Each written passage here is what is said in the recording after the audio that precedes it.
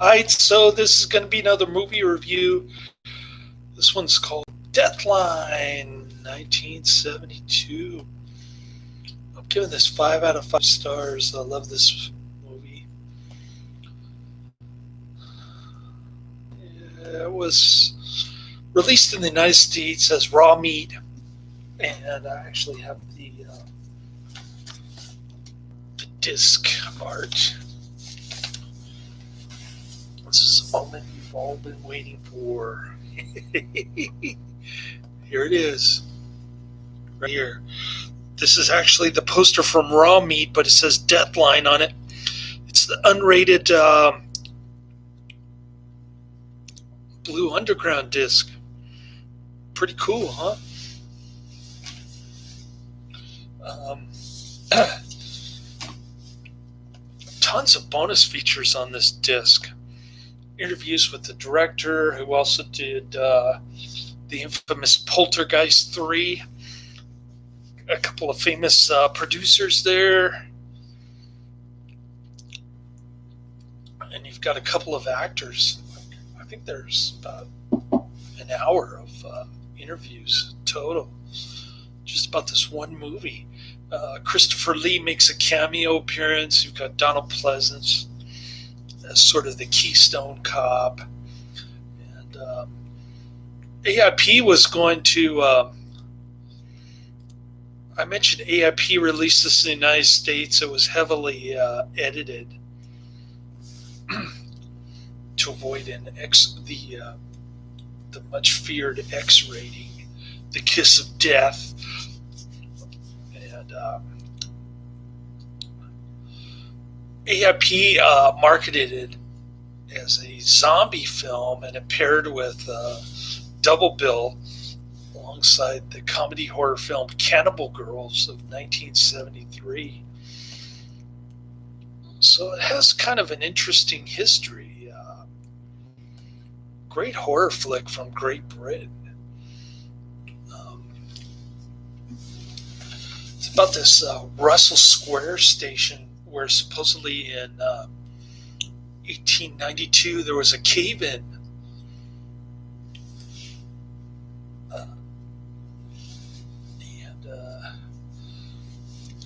Urban legend had it that this is the London Underground,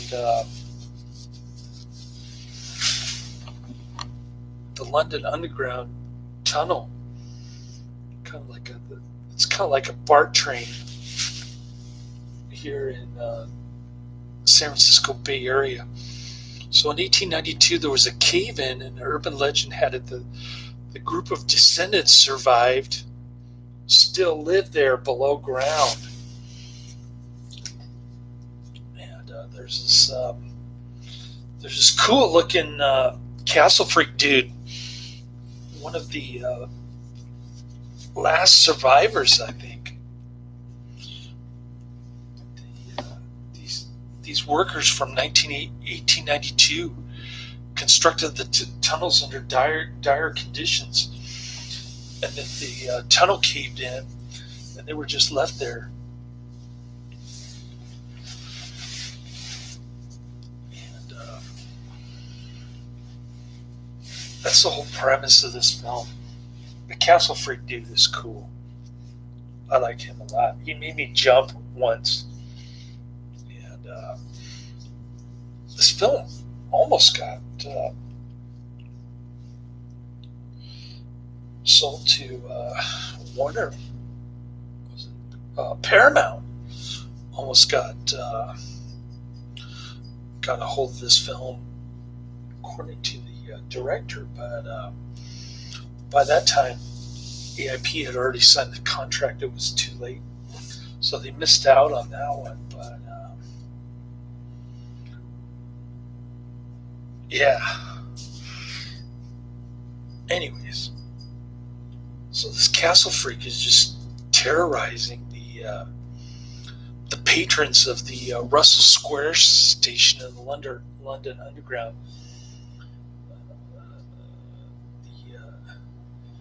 The tube train, I guess. And these two university students, Patricia and her American exchange student boyfriend Alex, played by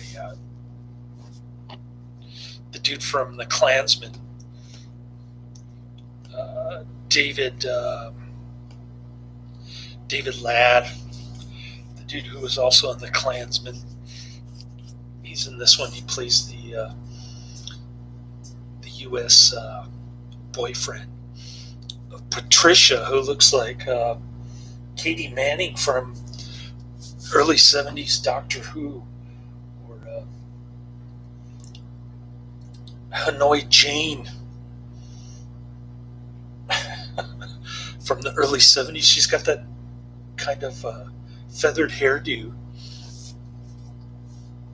kind of messy long hair, but frizzy. Yeah, she reminded me a lot of Katie Manning from Doctor Who. And I guess Katie Manning's still doing Doctor Who, the modern Doctor Who, but she doesn't look too good these days. She was an Australian-British actress in Doctor Who, and I used to have a serious crush on her. I always loved the John Pertwee episodes because she's running around in this miniskirt. You could see her panties. The miniskirt was so high.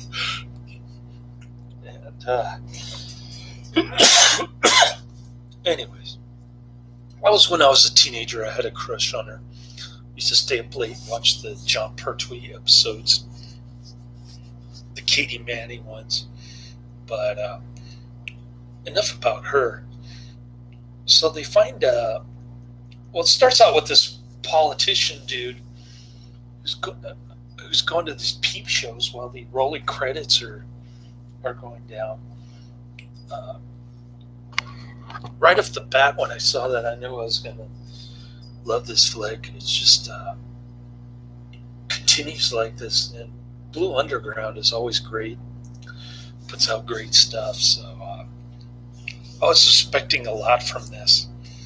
Okay, so the politician is found on the steps of the subway. He's unconscious, and the Alex dude is kind of cold towards him, like he thinks he's a drunk or something.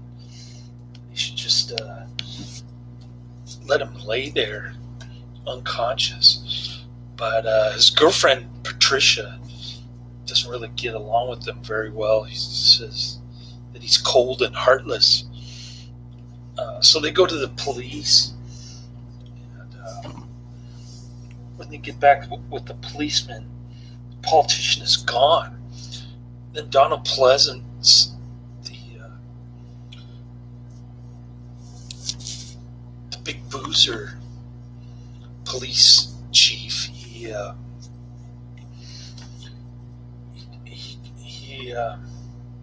he's in the middle of missing persons investigation of this high-profile politician from the House of Commons,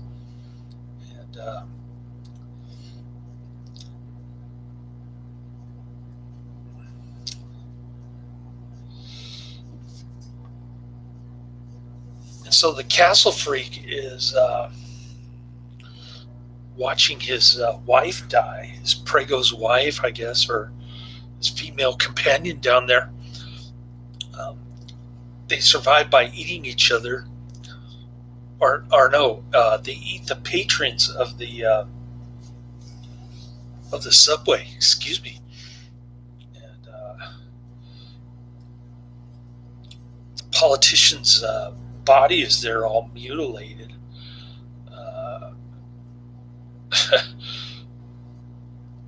So after his girlfriend dies, he just goes berserk, and he brutally murders 3 of the maintenance workers there. A lot of gore in that scene. Pretty crazy. And he keeps getting beat over the side of the head, the left side, which is like his Achilles heel. And there's a really long scene where it's just the camera is tracking for 7.5 minutes across this little underground catacomb with all the rats and stuff. He's got some kind of a plague from the rats, and he keeps mumbling these words. But the end of the film, you understand what he's saying.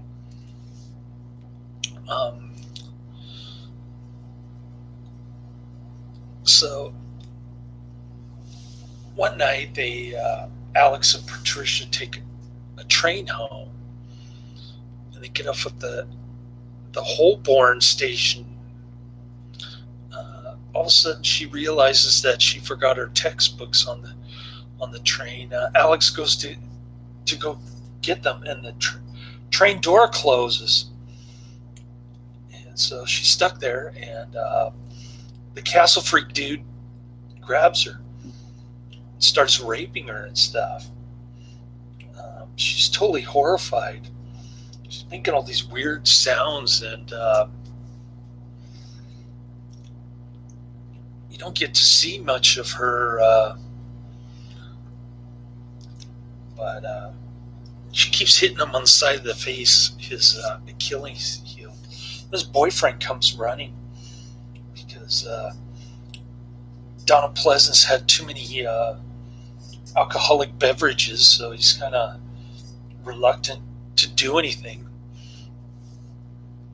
He's just kind of recovering from a hangover. So the boyfriend goes back to the train station, and he starts attacking the castle freak, who seems like he's dead at this point because he's been hit over to the side of the head so many times. He's definitely down for the count, so to speak. And that's pretty much the movie. It's only an hour and 28 minutes. People criticize it because it's kind of slow. And, the build-up is kind of, I don't know. It wasn't that shocking to me. I don't know why they would give this movie an X rating, because I did see the unrated version, which is the equivalent of the X-rated version in the United States. Had AIP not edited out some of the scenes, but anyways, pretty cool. I couldn't really get into the Donald Pleasence character. People said he did a great job. I couldn't really say yes or no. I know Donald Pleasence is a great actor. He was in this episode of The Outer Limits that blew me away when I was a kid. And he was in the Dario Argento movie, Jennifer Connelly.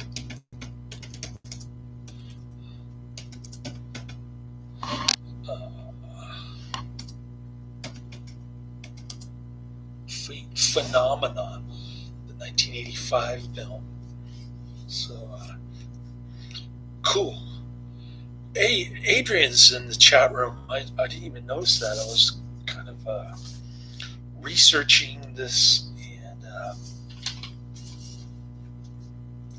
doing my review at the same time. So yeah, sorry I haven't gotten around to reviewing Stone Cold. There's a problem with my phone, where I can't plug in my earbuds, and then I hear all this traffic flying by. I can't hear the movie, so I'm about halfway done with Stone Cold. But yeah, sorry about the issues that I'm having with my channel. I'm not going to harp on it, but I think you know what I'm talking about. I think it's blown over, though, like my coworker was saying. So good deal. Yeah. I posted the link to the movie and the trailer in the description box if you want to check it out. Highly recommended. Great stuff. I love this flick. And I showed you the disc, right? Did you see it? There it is. This is the Raw Meat poster from AIP. They tried to make it a zombie movie. It'd be interesting to see the AIP cut. But then again, this movie was pretty tame. I don't see why they gave it an X rating, but that's just me. So cool. What else I got? John Carradine. Got this one. Let's open it up. Blood and Sand. John Carradine. Tyrone Power. There's Tyrone Power doing his thing. 1941. So that's the next one that I'm going to watch. Cool stuff. I'm in the John Carradine section of my Netflix queue. I watched Stone Cold, by the way. And I don't know. I couldn't get into it, even with Lance Hendrickson as the bad guy. There's another dude who's in it. I forget what movie he's in, but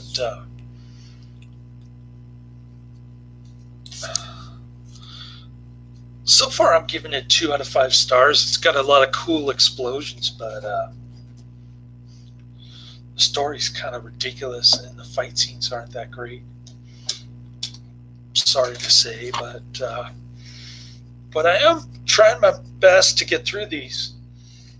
I got another one coming in the mail tomorrow, I think. Let me check. I'll tell you which John Carradine is coming. Should arrive by tomorrow, I hope. But yeah. Vax been scrapped. I'm not sure. I know the Pfizer vaccine is having bad reactions for people with severe allergies, such as me and my son. And that's the one that's in FDA approval. I think Russia was telling pregnant women not to, or something was going on with pregnant women, or you're not supposed to drink afterwards. There's all kind of weird stuff going on with the vaccine. I don't think it's safe. I think it's poison. Like they haven't really tested it. They want to make us lab animals, like the Nazi Germany did to the Jewish people. You know what I mean? Oh, the Australian vaccine was scrapped.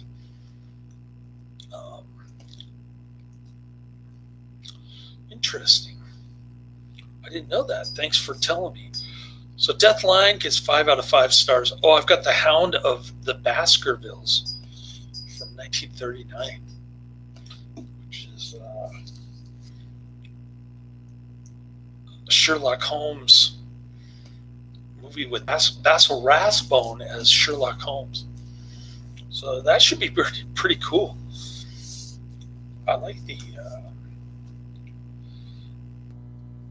Grenada Sherlock Holmes. I was watching that.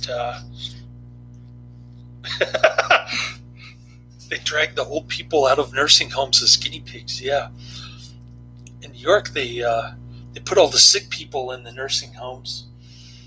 I think they wanted to kill the old people in New York. The governor there is deranged, and they're calling him a hero for implementing severe lockdown in New York. Pretty crazy stuff, huh? This COVID shenanigans. These politicians, I think they want to give us Soylent Green with the aborted baby fetus vaccine. I know that's not the Pfizer vaccine, though. Although they did, when they were doing testing, they were testing it on aborted fetus. It's complicated, but it looks like we're going to get the Pfizer vaccine. So I should be able to get informed consent that says that I'm not a good candidate for the vaccine. But we'll see. I don't know how my son's going to get out of it. I hope they don't kill him with the Pfizer vaccine. But my son's a big Trump supporter, so he probably thinks the vaccine is safe. Trump came up with Operation Warp Speed. And Trump is a big proponent of the vaccine. He says it's safe. So we'll see how that goes. Anyway, pretty crazy week on my channel. Sorry for all the commotion. That's all I'm going to say. I'm not going to belabor the point, but I think you know what I'm talking about. Yeah, I was reading about the court case with the Supreme Court. I think there are 18 states that are going to the Supreme Court trying to invalidate all these illegal votes. And there's no chance Biden will become president if the Supreme Court throws out all these illegal votes. But yeah, Biden is completely crazy. I don't know why people vote for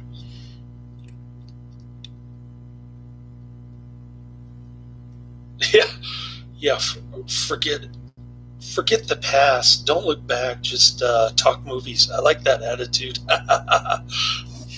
Cool.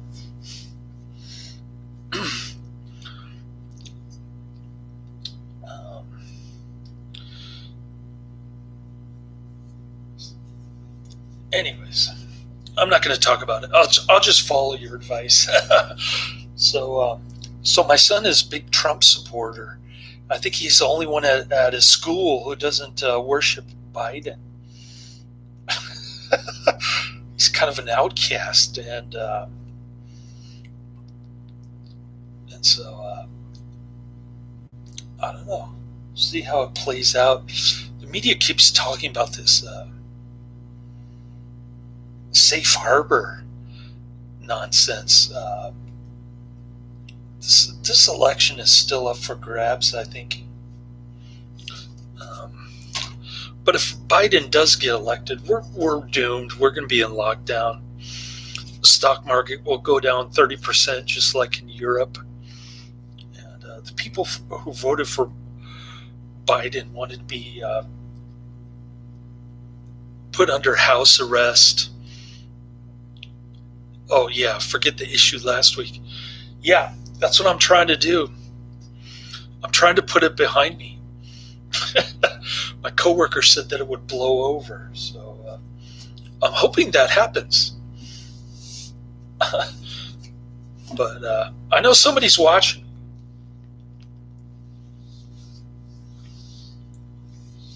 Anyways, what was I saying about Biden? Yeah, the people who voted for Biden, they want to be under house arrest. They want to mask up and have that swab shoved up their nose. Yeah, tell me about it. I took a half day off today to get, I had a bent rim. It cost me $125 to fix the bent rim.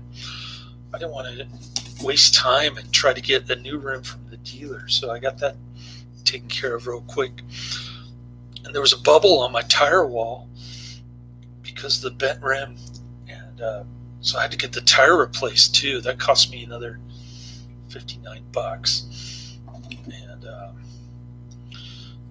and the little plastic thing came out of my sunglasses. I thought I had to get new sunglasses, but I found it. So I dig my sunglasses out of the garbage can. I put the plastic thing back. That saved me about $15.